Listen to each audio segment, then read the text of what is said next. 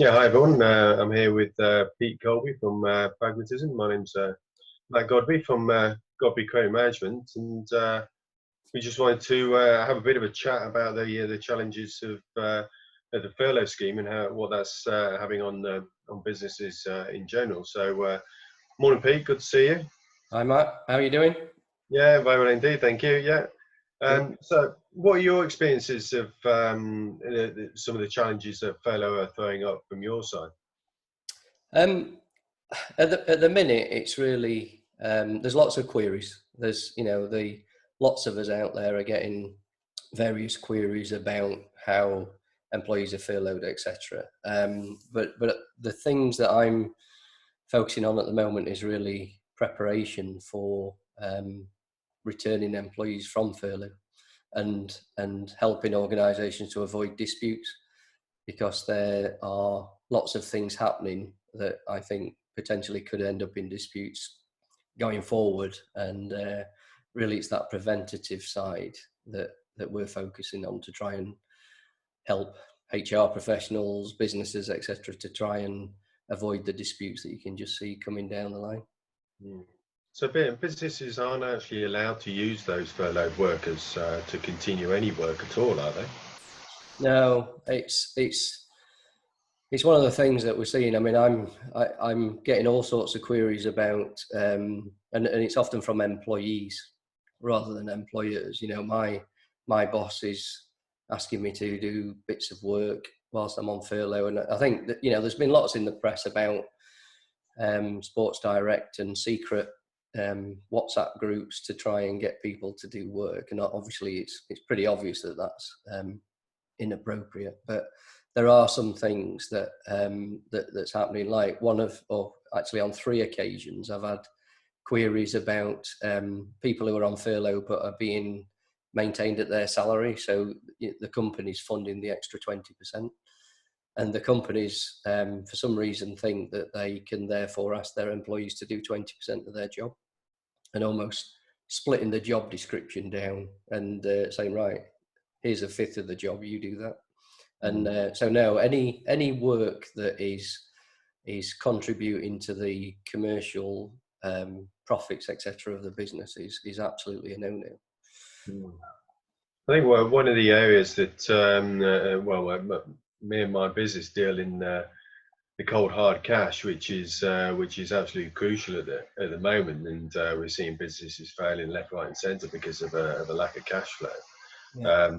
My concern at the moment with workers that are furloughed, or businesses that have furloughed their staff, is a lack of skills. Quite obviously, if you're furloughing a good chunk of your workforce off, then there's going to be a reduction in skills and productivity. And the other area that I'm seeing a lot of challenges with businesses is around the fact that with the staff that are left, the amount of work that they're being asked to undertake, even reduced workloads, are challenging to say the least. And I'm putting that fairly delicately. I think that the remaining staff are under really quite severe pressure and to get the work done. So that's certainly a challenge to businesses, but also around the skills as well. So they haven't, quite by definition, if they've got less staff in the business, there's a heavy reduction in the skills that they need. And also the reduction of productivity working from home as well. There's going to be an inevitable drop in productivity. So all of that is feeding into the mix of several problems coming along the track at once, not least because those businesses have also got heavily reduced sales. So all of that thrown into the mix is having quite a devastating effect on a lot of businesses that I've seen. Yeah, I think on the productivity side, I think it'll either reduce productivity or it'll increase productivity. I think there's plenty of examples out there where businesses are seeing, wow, this is actually more productive. People are at home, they've got everything they need. They've not got the distractions of 17 meetings every day. They've not got people just popping to the desk and saying, can you do this, can you do that? And so there's plenty of people out there seeing an increase in productivity, but as you say, there's bound to be a real drop in productivity in certain roles, and it depends what the role is and how how that all works. As regards the lack of skills, it's a really complex situation for every organisation. I do get that, but when I hear, you know, there's a lack of skills and we've not got the people to do the work, well, actually, furloughing is saying that the job's redundant, the work's gone, and it's, you know, I really wish the government had called it something different, like deferred redundancy or something, because had the job retention scheme not been there, they would be making these people redundant. So the work's gone anyway. So it's, and as I say, I know it's complex, but how they utilize the skills that they've got to actually carry out the work that's left is something that they should be talking to employees around, and probably staggering furloughs or rotating furloughs and things like that. There is a requirement to furlough for people for 3 weeks at a time, 3 weeks minimum, but there's no requirement as regards timescale for bringing them back. So you could bring somebody back in theory the next day from furlough.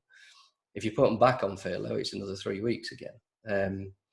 But it's, you know, it just takes, and as I say, I know it's complex in every business, but it just takes a little bit of thinking, and, you know, I'm sure the logistical people and things like that can work out how best to utilize their labor. But when you do hear about, well, people are on furlough, they're not allowed to work and we've got work to do, well, that's kind of counterintuitive, because it's supposed to be redundant, the job. And I suppose that comes back to your other point about, there's people who are furloughed and there's people who are not furloughed. And some of those people are not furloughed are suddenly swamped with work. Yeah. And I think that is going to be something that organisations are going to come unstuck with. Because if they're suddenly getting swamped with work, that means that those people are doing some of the work that the furloughed people are doing. And at the end of the day, they're going to be claiming from the HMRC, from the government, that furloughed money. And I just think that there's going to be a lot of things that are scrutinised, and you know, people can only do what they can do with the limited amount of guidance that we've got.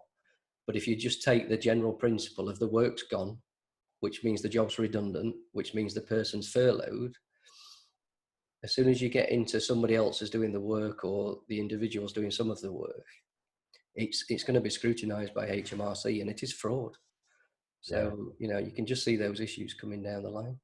Yeah, I think so. And I think this just kind of gets into perhaps the end of our conversation here, in terms of talking about the future planning and you know, the strategic element that the business need to be thinking of. And I don't know how you're coming across things, but certainly from my work, from those that I speak to, the businesses are, the initial kind of hit of lockdown, it was all about logistics. So businesses getting people working from home, and then all of the kind of reduction of their, you know, reduction of their manufacturing or whatever it might be, and all the kind of looking into government support. Then after a month or so, 6 weeks, we're kind of getting used to the new way of working, such as that is. Yeah. And of course, what the conversations I'm having are about having a strategic plan to get through this, because we don't know what a release of lockdown is going to look like. The governments are going to be speaking about that on Sunday, I think. Sunday, yeah. But any lockdown release is going to be gradual, I would imagine, and it's going to be, they're almost going to be sucking it and seeing it. So maybe releasing a little bit of society and then seeing how that goes, and perhaps knocking it back down if it doesn't work. Yeah. So I think there's a lot of businesses also need to have a strategic plan for the future as well, rather than just assuming that they need to get through perhaps a couple of months and then get out the other side. So there's no point in surviving this particular crisis for 2 or 3 months if you're then going to fail when you come out the other side. Absolutely. And I think businesses that wait for governmental guidance and things, the government's not going to be able to tell everybody what to do. They will give guidance on what we can do, etc. But a lot of the conversations I'm having is just plan now and think about scenarios, and also look back, because, you know, to your point about strategic plans, if organisations that have been asked to do this in a normally planned way, it'd probably take 3 years to plan it and execute it rather than 3 days. So if you look back, inevitably, most organisations will have made mistakes, and they'll have done things that in hindsight that maybe it wasn't right. And, that now's the time to correct that, I think, by talking to the workforce and engaging with people. And just because people are on furlough doesn't mean that people can't be spoken to and talked to and consulted with. And that applies going forward as well. So I was actually saying to my wife the other day she was saying that something had been on TV about this could happen and that could happen. And I said to her, just stop listening to the could, because anything could happen.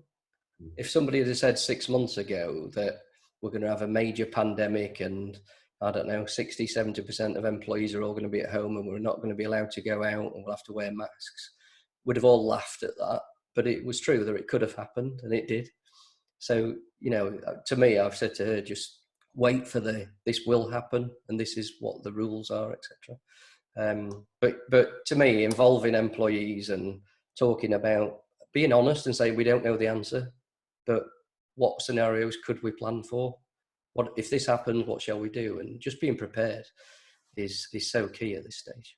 Yeah, I think so. And just to finish off, I think one of the key things, at the risk of being accused of, you would say that anyway, is that there's lots of skills out there that can support businesses. A lot about there's actually the good thing, if we can call it that way, out of this crisis. There's a lot of altruistic work that's going out there at the moment. There's lots of businesses and people like you and myself that are offering free stuff and free consultations and just support with the businesses, because the business community, we're all in the same boat to some, in one way, shape or form. So we need to kind of work this together. And if we say everyone starts pulling the rope up and not being supportive of the general business community, then the general business community is a lot more risk of failure.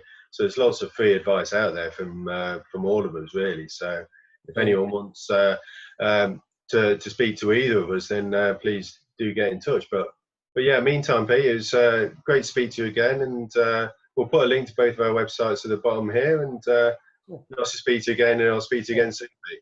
Good to see you, mate. See you later.